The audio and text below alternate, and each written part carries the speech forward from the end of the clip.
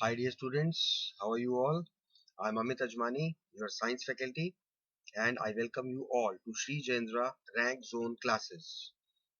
In my previous session, I taught motion. We completed that chapter and I asked you people specifically to learn all the concepts and all the definitions and related topic so that we are able to do the questions in today's lecture.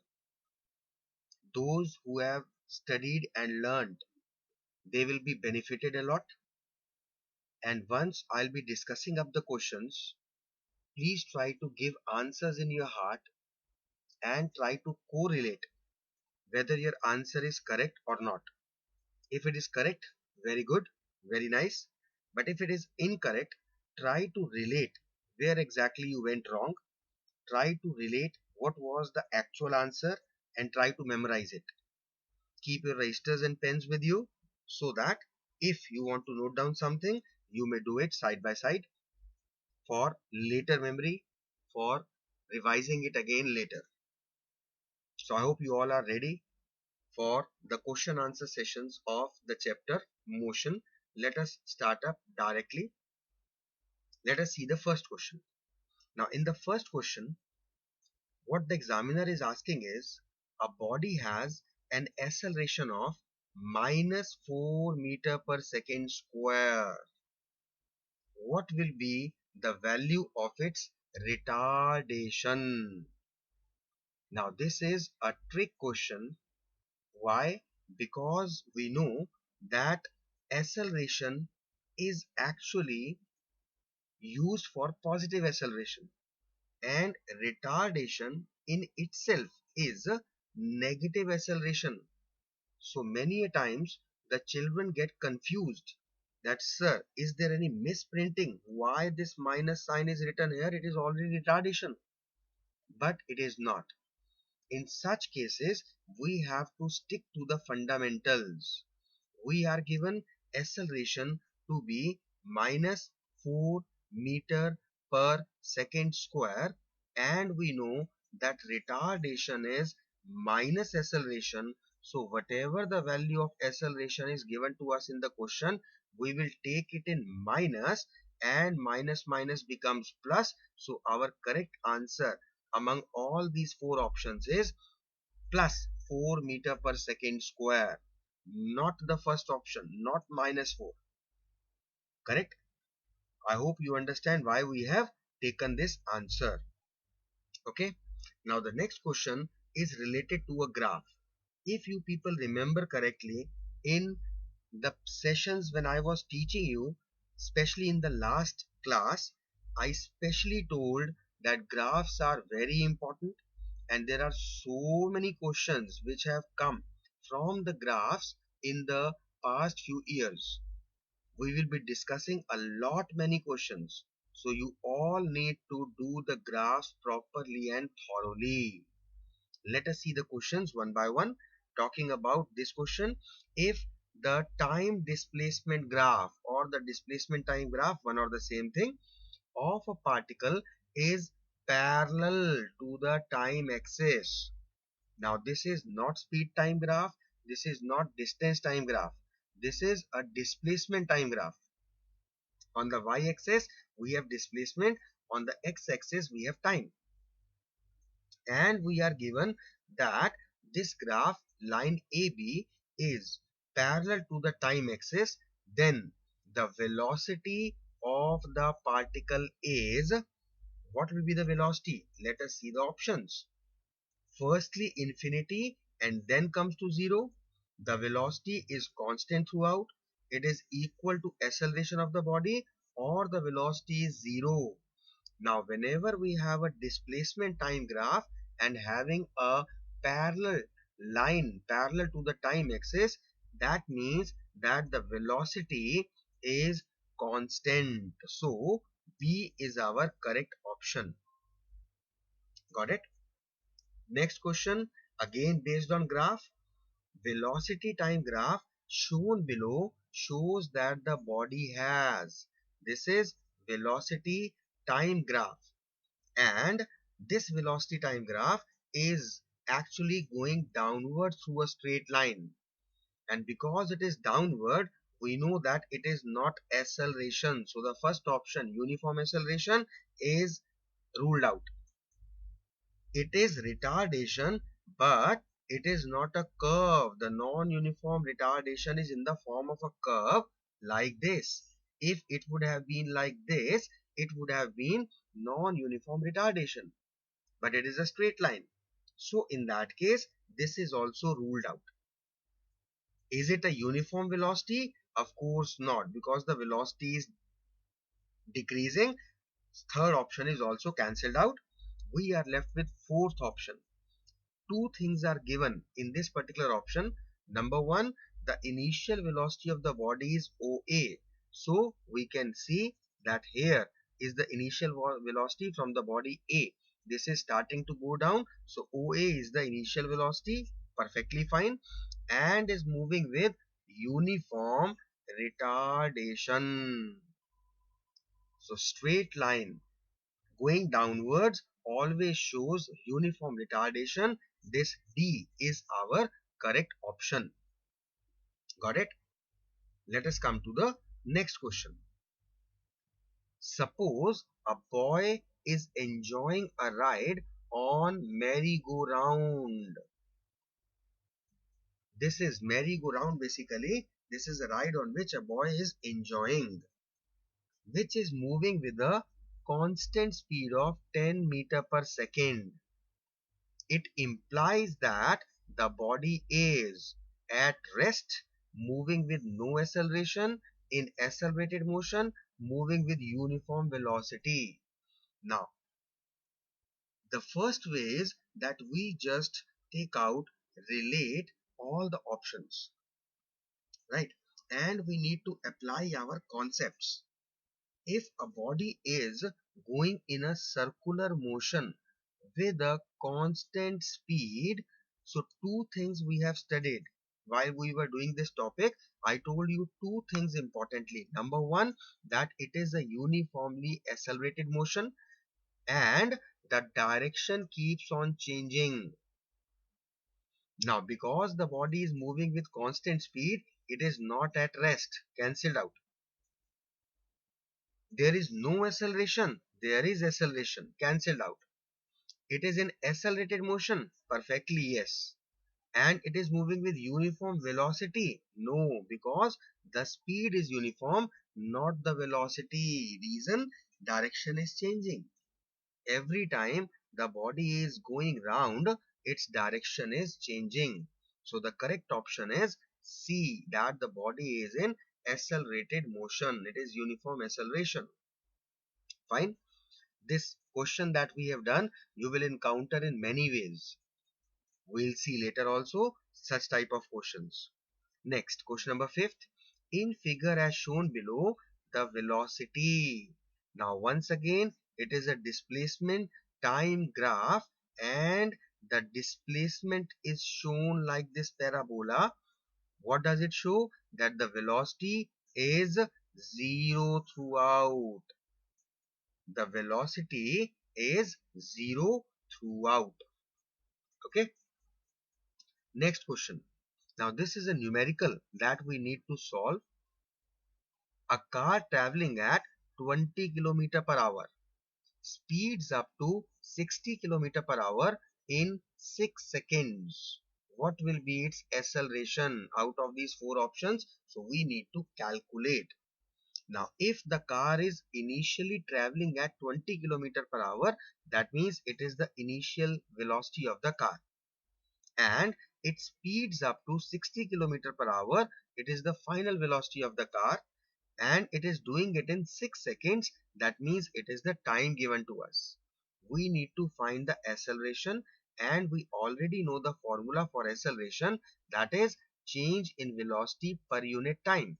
That means v minus u upon t. Now applying the formula, getting the answer is actually incorrect. Why so? Because the most important thing which is required to be observed in this question is the units. the units of initial velocity and final velocity are given in kilometers per hour, whereas time is given in seconds. So we have to convert the units. This is the most important thing that we need to remember. Always make sure that you observe the question properly and thoroughly. So now the initial velocity is given to be 20 kilometer per hour. And if we need to convert kilometer per hour into meter per second, we know that we multiply it with 5 by 18. So now it becomes 20 into 5 by 18 meter per second. I am right now not simplifying it because I know I'll be using it directly. So I can write it to be 100 upon 18 meter per second. This is our initial velocity. Same way, final velocity is 60 kilometers per hour, which I will be converting into meter per second. How? Simply multiply it with 5 by 18. Now it becomes meter per second. So it will be 300 by 18 meter per second. Once again, they can be cancelled out, but I am not doing it. Now I have got the values of u and v. Now I'll put these values in the formula to calculate acceleration. Now acceleration will be v. V is calculated to be 300 by 18 meter per second minus u. U is 100 by 18 meter per second.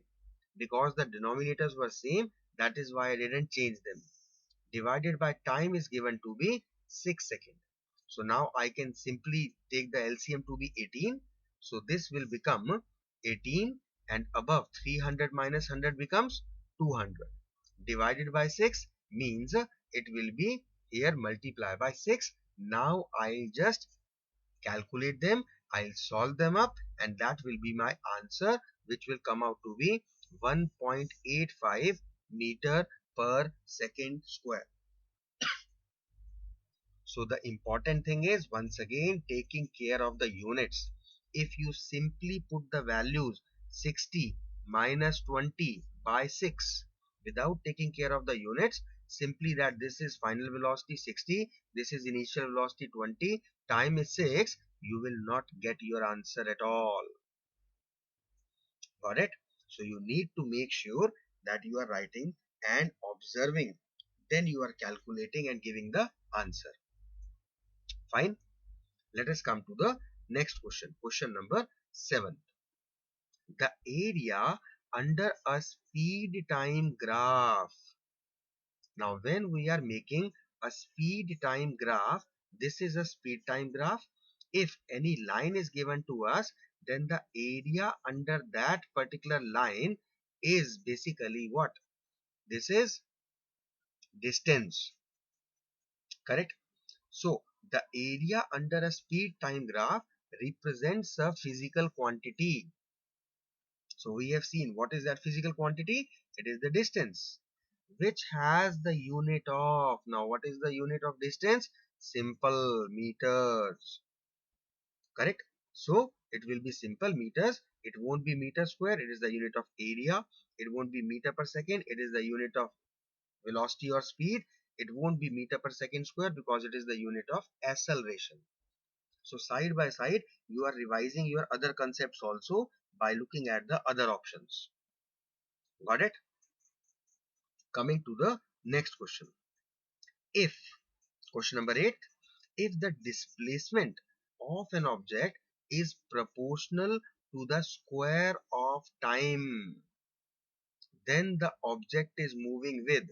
Now the displacement is proportional to the square of time.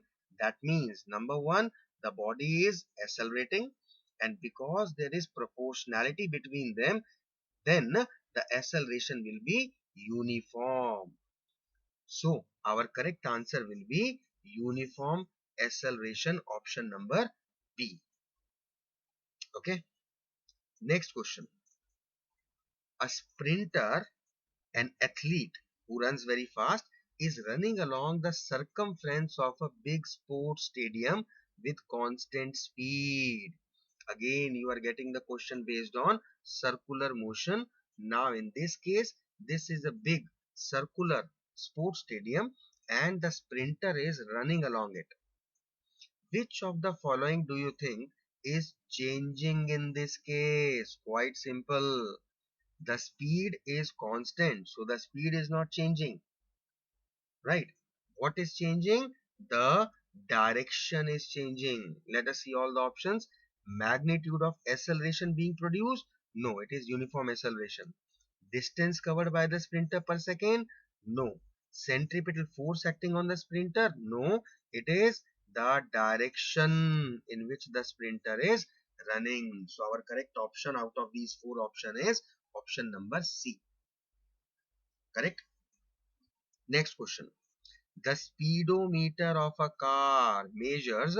Now, the speedometer, we should know that it measures average speed of the body.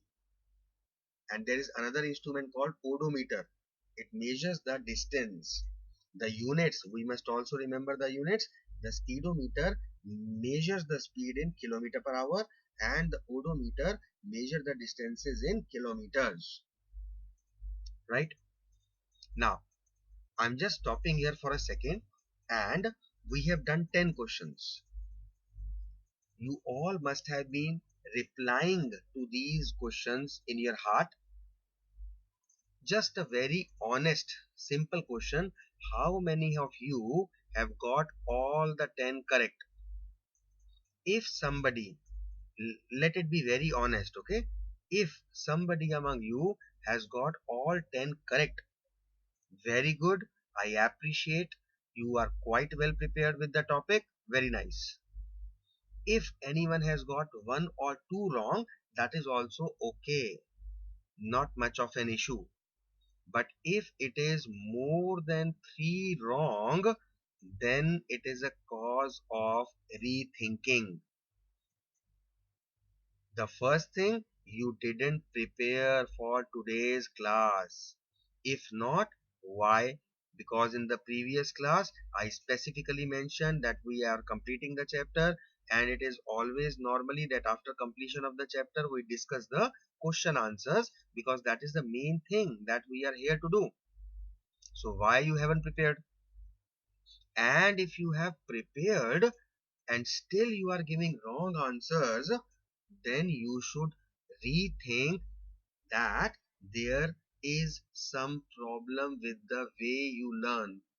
Maybe you are a bit casual, maybe you are a bit overconfident, maybe you are doing and assuming that now it is done, you know the answers, but you are not able to.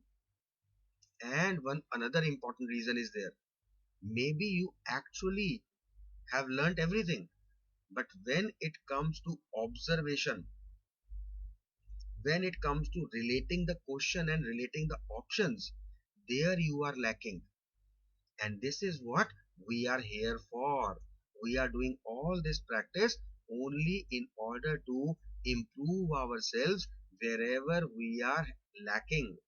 Wherever there is any weak area, we will start working. It is just the starting of the classes. We have got so many chapters left.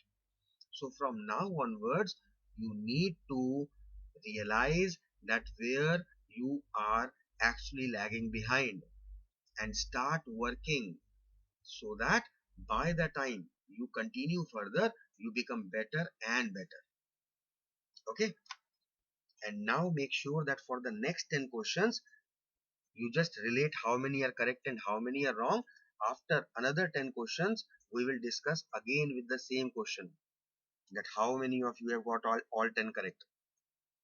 So get ready. Let us come to the next question. Now in this question, which of the graphs represent the motion with uniform speed? Now, first of all, whenever there is any graph given, we need to relate what type of graph it is. This is ST graph, that means distance time graph. This is again ST graph, distance time graph. This is speed time graph. This is speed time graph. Let us try to relate what all these graphs represent. This distance time graph, if we are taking this graph, a line parallel to the time axis, distance is not moving. This shows the body is at rest. Got it? Now, this is distance time graph going downwards. Normally, this graph cannot exist because the distance can never be negative. If talking about the D option, this is uniform retardation being shown, and this is our correct option. How?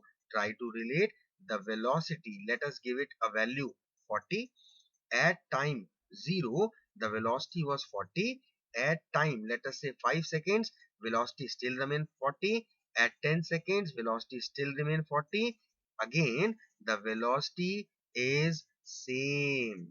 So that is why we say that the body is moving with a uniform speed. So correct option is C. Got it? Let us come to the next question. When body is moving along a circular path, once again one more question coming to the circular motion topic. So if the body is moving along a circular path, then it has a constant speed, a constant velocity, no tangential velocity, none of the above. So first of all, we cannot relate constant velocity. Why? Because the velocity cannot be constant in circular motion. Why? Once again, because the body is changing direction. No tangential velocity, there is a tangential velocity. So cutting this off. Now the body in a circular path is moving in a constant speed. So this is our correct option. Okay. Now this next question is again, this is good question. Let us try to relate. A player completes a circular path of radius r in 40 seconds. Let us take a circular path. This is a circular path. The radius is r. Let us say that the body starts from A and taking the whole path, it comes back again to this point A, and we are being told that the player is doing this, covering this circular path of radius r in 40 seconds. Now, at the end of 2 minutes 20 seconds, the displacement will be, whether it will be 2r, 2 pi r, 9 pi r, or 0. Let us see. First of all, we will break up this 2 minute 20 second into seconds. So we know that there are 60 seconds in 1 minute. So 2 minutes become 120 seconds plus 20 seconds. That comes out to be 140 seconds. Now trying to relate the speed of the player, in 40 seconds he completes one round. That means from A he comes back to A. In another 40 seconds, he completes second round again to point A.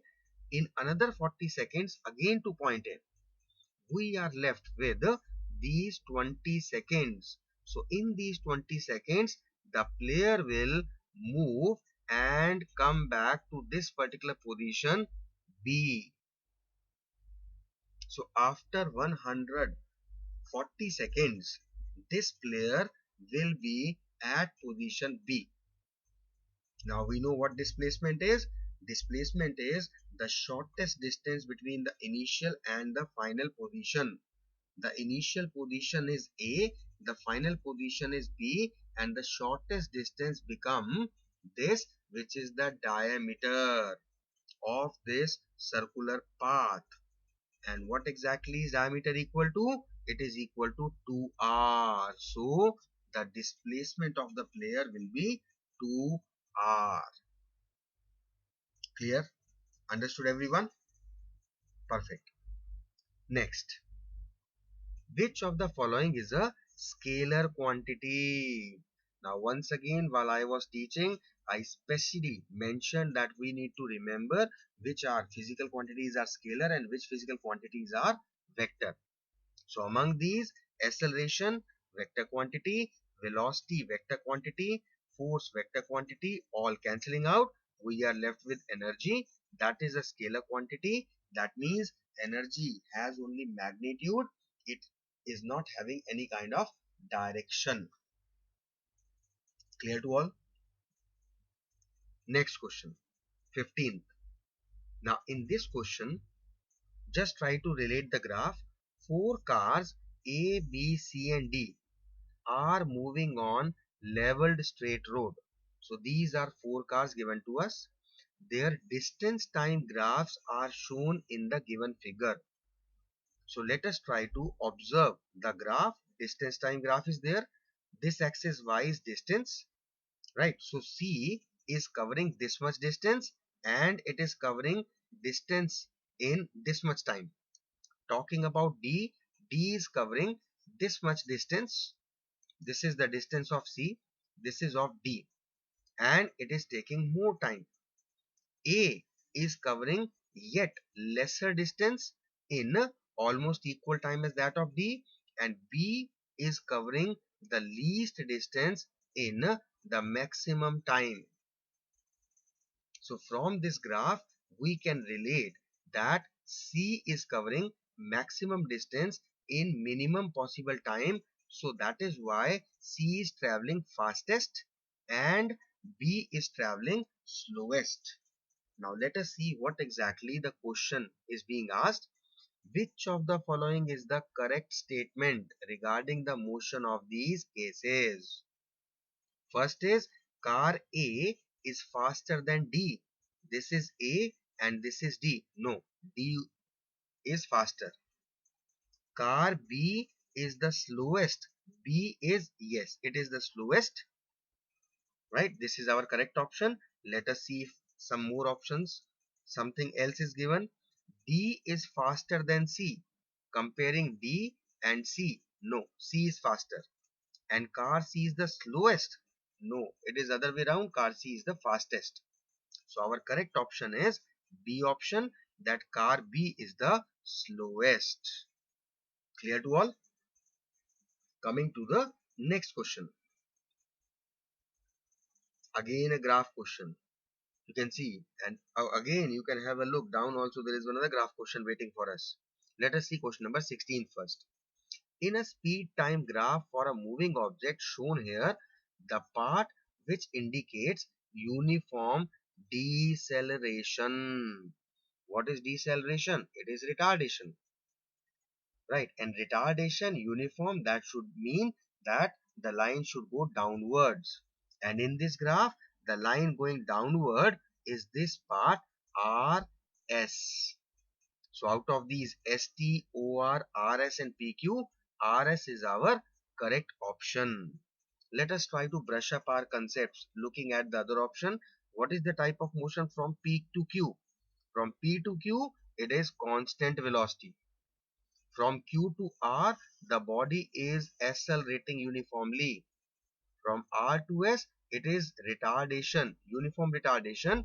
And from S to T, again it is constant velocity. Got it? Next question.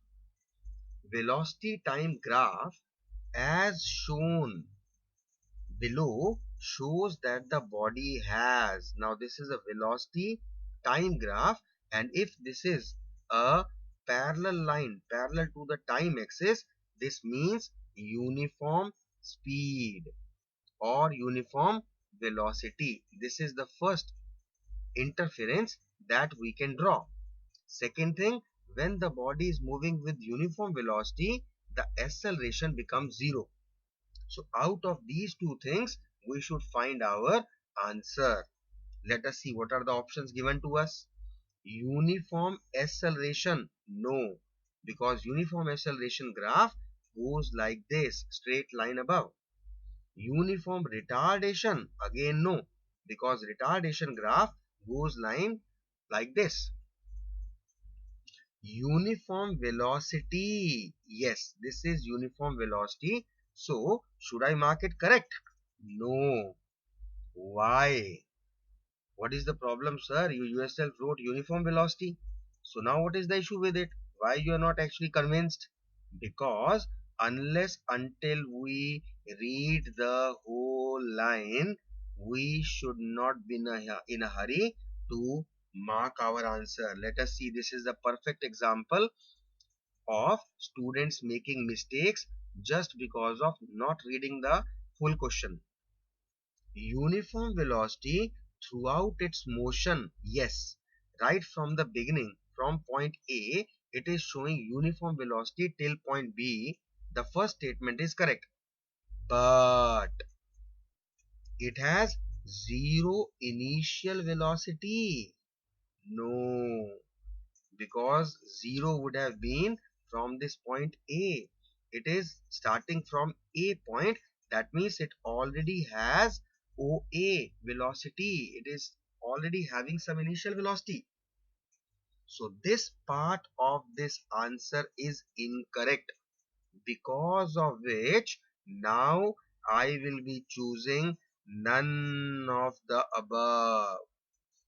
So just by looking at uniform velocity throughout its motion and leaving the rest part, if you correct C option, you will get a big 0.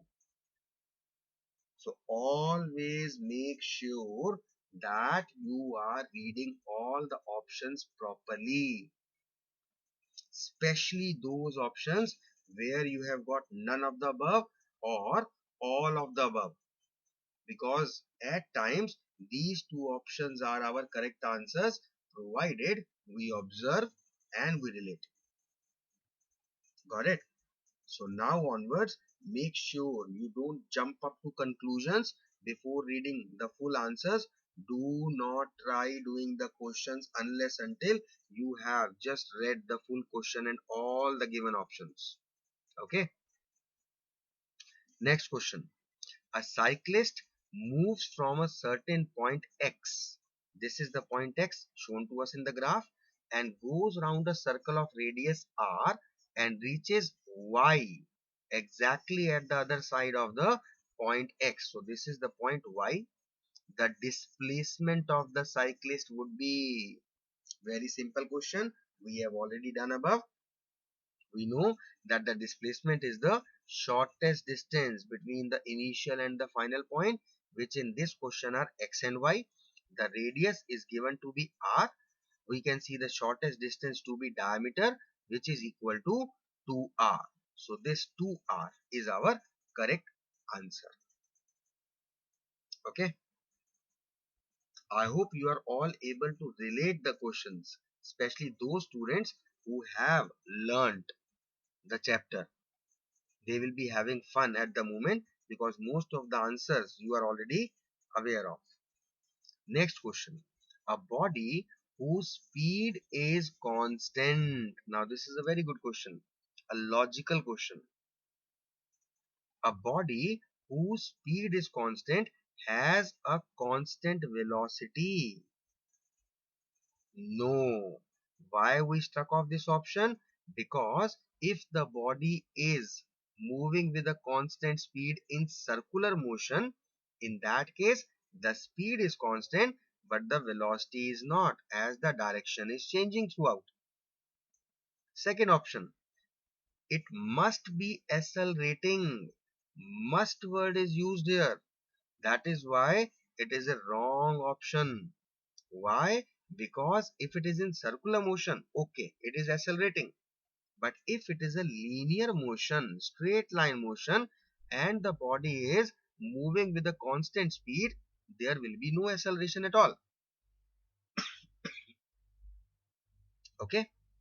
Third option is it might be accelerating. Yes, it might be accelerating. Might, because if the possibility is the body moving in a circular motion, it will be accelerating. In linear motion, it will not be accelerating. So because it is not mentioned in the question whether the body is in linear or in circular motion, it may be accelerating and it may not be. Cannot be accelerating? No, because it will be accelerating in case of circular motion. So our correct option is C. Why it is the option? I hope you all are able to understand and relate. Next question. Which of the following is most likely not a case of uniform circular motion? We are given four options. We have to state which of these is most likely not a case of uniform circular motion. Let us see. Motion of the earth around the sun. It is a uniform circular motion. Motion of a toy train on a circular track. Uniform motion. Motion of hour's hand on the dial of a clock. Uniform circular motion. Motion of a racing car on a circular track. Now this is not must. This is not essential that if a racing car is moving on a circular track, it's moving with a uniform circular motion. No, because it's a racing car. Every point it will try to change its speed and it is going to speed up in order to win the race. So most likely this is not a case of uniform circular motion, because for uniform circular motion the body should be moving with uniform speed. But a racing car, it's racing, so it's not like that it will be moving with a uniform speed throughout. No. So correct answer is C.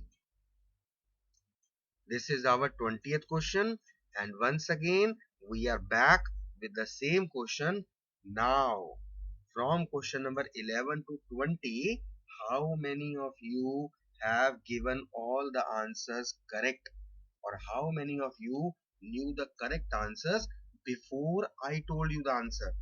Because after I told you, in that case, yes sir, okay sir, we knew it. It's not like that.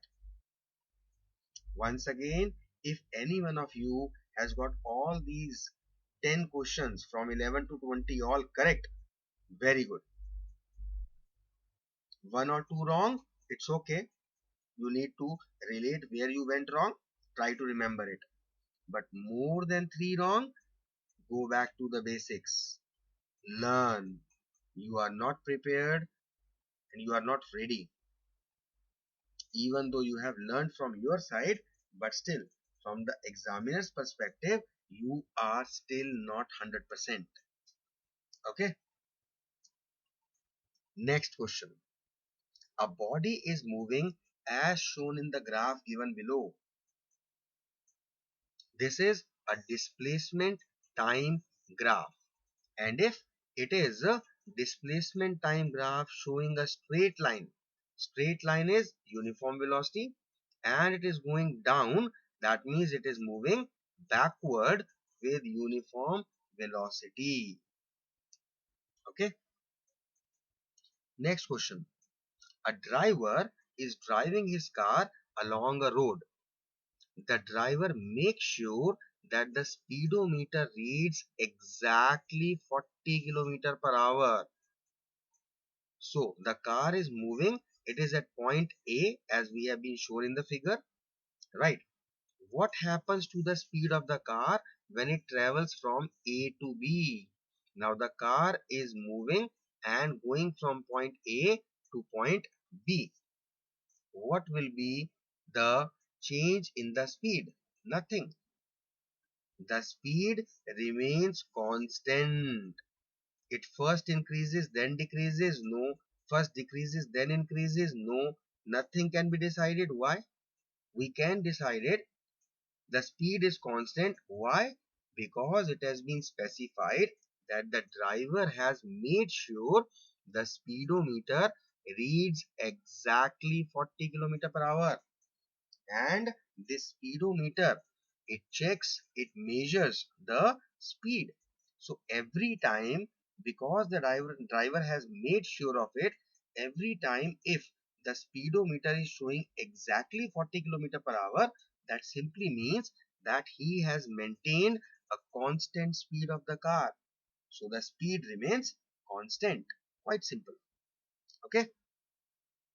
Coming to the next question. Now, in 1.0 second, a particle goes from A point to B point moving in a semicircle of radius 1.0 meters. Okay, what will be the magnitude of average velocity? First of all, we are saying that it is a semicircle. Okay, so this is the kind of semicircle, and a particle is moving from point A to this point B in this semicircle in 1 second. The first thing given to us is time. Time is given to be 1 second. Second thing is the radius given to us is 1 meter. Okay. Now we know that the average velocity of the body. What will be the average velocity of the body? It will be displacement upon time. The average velocity is calculated by the formula displacement upon time. Now what is the displacement from point A to point B? Twice of the radius, perpendicular distance from A to B, that is 2 meters. So the displacement is 2 meters. Time given is 1 second. So what is the average velocity? 2 meter per second. This B is our correct option. There are certain students who what they do is they take the circumference, half of the circumference. They take pi r. You don't have to take pi r because we are not calculating velocity. We are calculating average velocity. Velocity in the case of circular motion is given by distance upon time, and that distance is calculated as per the circumference of the circle. But here we are given to calculate average velocity, so we need to differentiate between the formula of velocity and average velocity. The average velocity is displacement upon time. Got it? Next question. A man walks 8 meters towards east and then 6 meters towards north. We have to find his displacement. Quite simple. Let us assume that this man is walking from point A and he is going in the east direction, which is 8 meters to a point B. From there it goes towards north, that means above, towards the point C, which is 6 meters. We have to calculate what? The displacement, and we know what is displacement. It is the shortest distance between the initial and final position. Initial starting position was A, final position is C, so we have to calculate this A to C, which is what? The hypotenuse of this triangle CAB. How we calculate it? Simply we'll apply Pythagoras theorem, which says that the perpendicular hypotenuse is AC, is equal to the sum of perpendicular square, which is CB, plus the base square, which is AB square. So now simply we know that CB is given to us to be 6, 6 square, plus AB is given to be 8, 8 square comes out to be 36, plus 64 comes out to be 100. So this is AC square is equal to 100. So what will be AC? Square root of 100, which comes out to be 10. So A is the correct option, 10 meters. This will be the displacement. Clear to all? Let us come to the next question. Question number 24. The numerical rational, it should be ratio, the numerical ratio of average velocity to average speed is. Now what is average velocity? Displacement upon time. What is average speed? Total distance upon time. And when we compare displacement and distance, we have always seen that displacement cannot be more than distance in any case, because distance is the actual path traveled and displacement is the shortest distance. So if any body is going in a straight line, in that case only the displacement and distance are same. But otherwise, if there is any curvilinear path or zigzag path, in that case the distance traveled will always be more than the displacement. So we have studied that the ratio of displacement to distance is always less than or equal to 1. The same concept we are applying here, because average velocity deals with displacement and average speed deals with distance. So the ratio of average velocity to average speed will always be D option, equal to or less than 1. It is always less than 1? No, it can be equal also in the case of linear motion. It is always equal to 1? No, it is only equal in the case of linear motion. It is always more than 1? Of course not. It can never be more than 1, because displacement can never be more than the distance traveled. Got it? Let us come to the next question now. The displacement time graphs of A and B are shown below for a body moving in a straight path drawn on the same scale. The scale is same. This is A and this is B. Now in this we can simply relate just by observation. We can compare the two slopes. So the slope of this graph A is much more as compared to the slope of this graph B.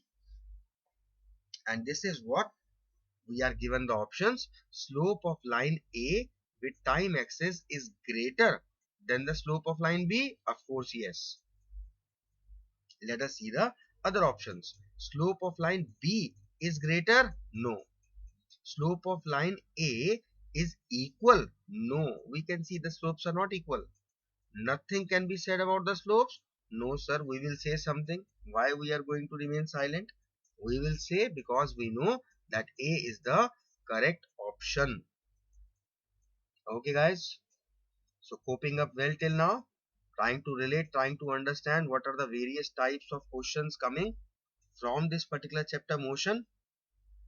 And I hope many of you must be enjoying doing this.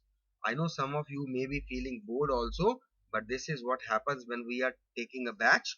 In a batch, we cannot expect 100% students getting bored, 100% students getting very much involved. It's always a ratio. Now it depends on you, how much focused you are and how much advantage you will be able to take from this particular session. Next question. 26th. The displacement time graph shown in figure represents. This is the displacement, this is time. So we see that from initial point to this particular point, let us give a name A, the body is showing this type of motion, and after that it is becoming parallel to the time axis. So what exactly is the representation of this graph? Is it a constant velocity? No. The velocity is continuously changing? No. It is an instantaneous velocity? Of course not.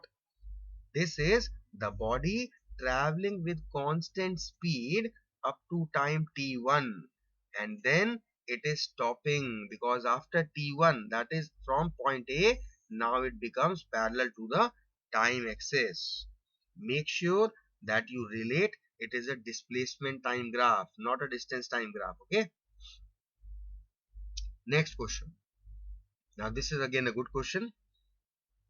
The second hand of a watch is 2 centimeter long. This is the second hand. The speed of the tips seconds hand is, what will be the speed? Now we are having a clock like this. We know that from here the circumference goes like this and comes back at 12 after how many seconds? 60 seconds. The length of the seconds hand is given to be 2 centimeter. So we are assuming in this case that 2 centimeter is the radius of this clock. Now what we have to calculate? We have to calculate the speed. And what is the formula for speed? Speed is given by the formula distance upon time. Now the distance covered, that will be along the circumference of the circle. And the formula for circumference is 2 pi r divided by time. How much time is this particular seconds are taking to complete one cycle? 60 seconds.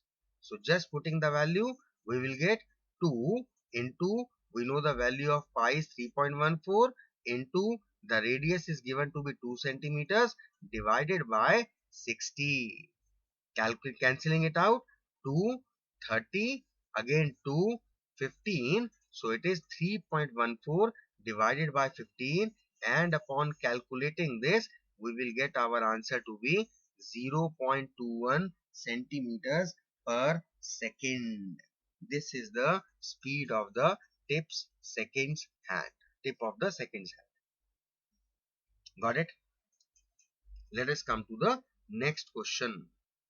The angular velocity of a scooter wheel, it should be wheel, is 40 radian per second. We know that we represent angular velocity as W. It is given to be 40 meter per second.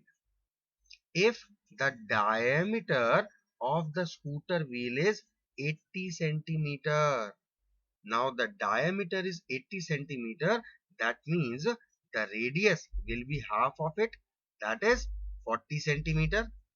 Calculate the speed of the scooter in meter per second. Now the most important thing in this question is the unit of this radius, that is centimeters. We have to convert it into meters.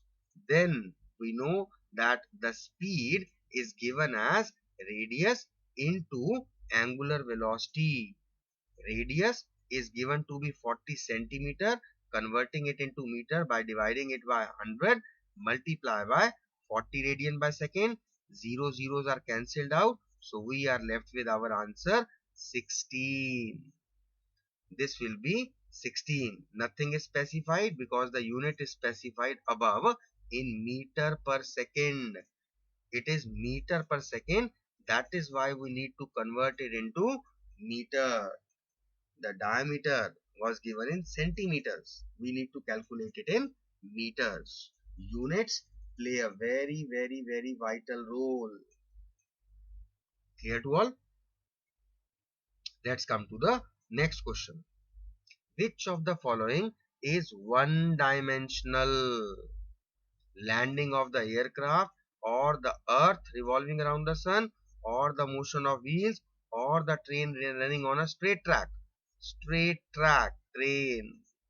Any vehicle, any car running on the road, on the track, that is an example of one dimensional motion. Clear? Next question. A body under the action of several forces will have zero acceleration. Now, several forces are acting on the body. Still, the acceleration is zero. When will it happen?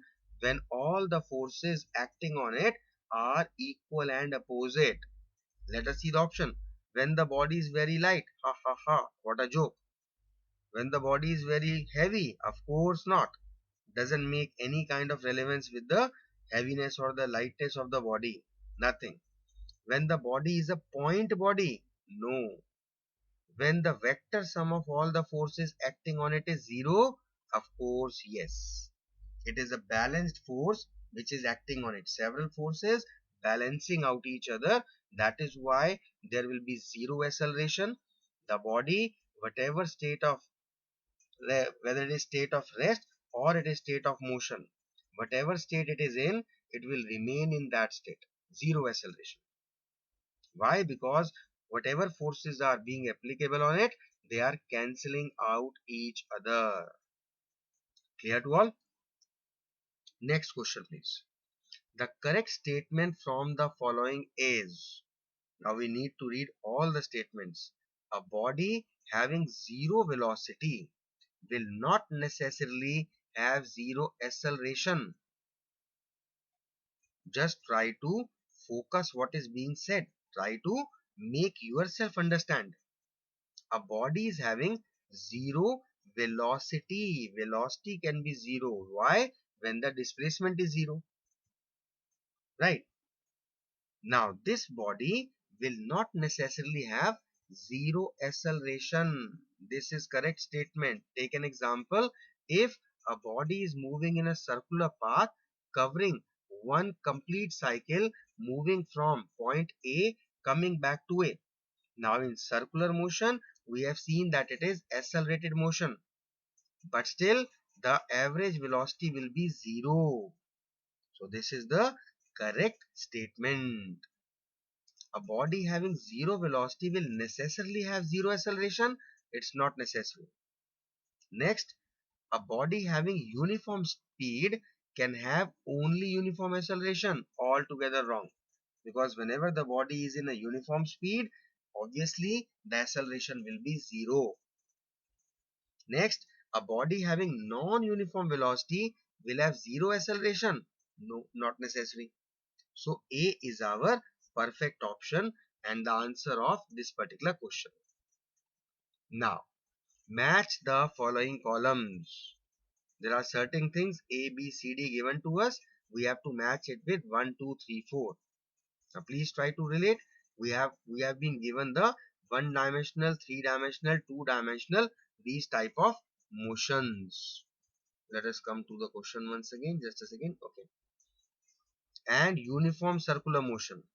Now, what are the options given? Motion of a freely falling body. Now, motion of a freely falling body is an example of which type of motion? One dimensional motion. Motion of billiards balls. This is two-dimensional motion.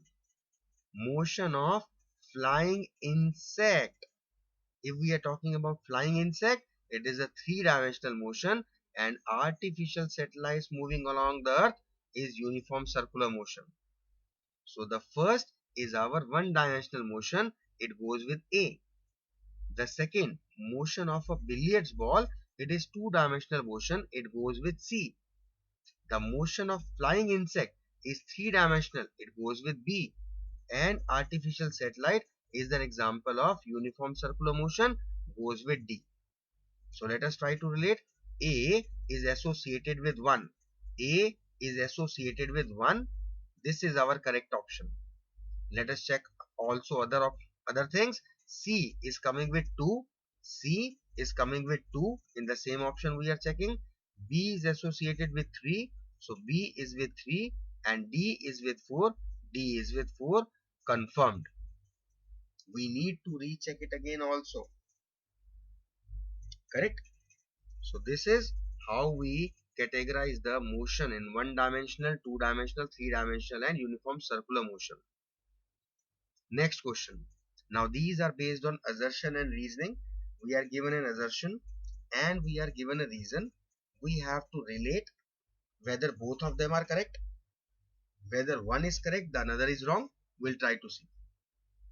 First, the body freely falling may do so with constant speed.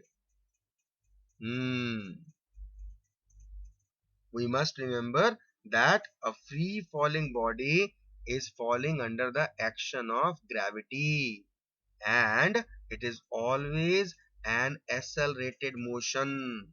So in itself, this particular assertion is wrong. So first option, both assertion and reason are true, we'll cancel out. Assertion is true, we'll cancel out. Both assertion and reason are true, we'll cancel out. So first thing is we are left with only one option D, but let us see. Assertion is false. Whether the reason is true or not, let us check out.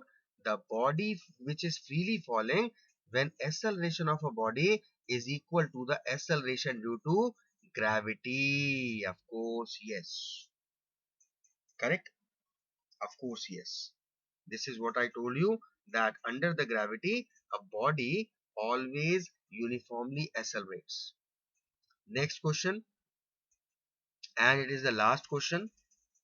Last question. I'm emphasizing once again because this is the word our ears are so desperate to listen. Last question. Oh, wow. End. Wow. Yes, wow. So let us see, before doing that wow part, let us see how to do this 34th question. So how is important, wow is not important. Assertion is, if the displacement of the body is zero, displacement is zero, the distance covered by it may be zero. Yes, of course.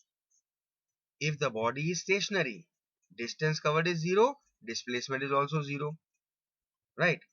It doesn't have to be always. So maybe is the perfect word. Assertion is correct. The reason is, displacement is a vector quantity and distance is a scalar quantity. Of course, yes. So if the distance is zero, then obviously displacement will be zero, no doubt. So in this case, both assertion and reason are true, and reason is the correct explanation of the assertion. Correct. Fine. So this is all about few questions which have come in the past few years from this particular chapter, motion.